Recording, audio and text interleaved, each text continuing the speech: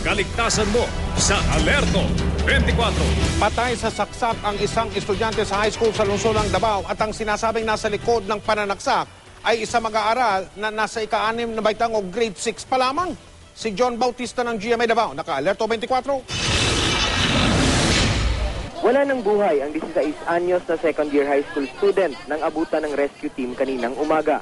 Nasaksak siya ng 14 na taong gulang na si Dan, di niya tunay na pangalan, grade 6 student ng isa pang paaralan.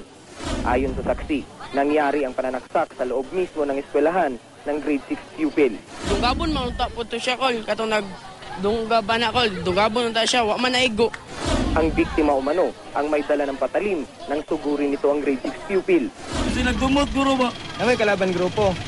Wala good, nagdumot naman, nagdumot siya. Giit ni Dan, hindi siya ang unang nanggulo. Dinipensahan lang daw niya ang kanyang sarili nang subukan daw siyang saksakin ng biktima. Suko lang ko, ni self-defense ko. Wala ko na igo, pero natapsingan lang ko. Bangag, wala na gigukod sila. Sinangayunan naman ng class advisor ng grade 6 pupil ang sinabi nito. Ayon pa sa guro, bilang ito ang unang beses na nakapasok si Alvin sa kanilang paaralan. Ilang beses na rin daw niyang nakitang nag-aaway ang dalawang minor de edad. Pwede na po siya, gitimang yun siya mo. Kuan, nagdinag na, di na ako magukod.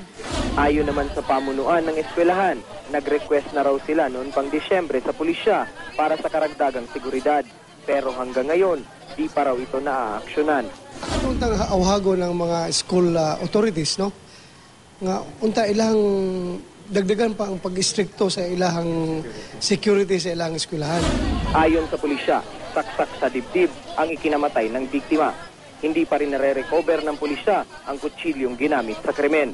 Nasa kustodiya naman ng Women and Children's Protection Desk ang grade 6 pupil para isailalim sa counseling.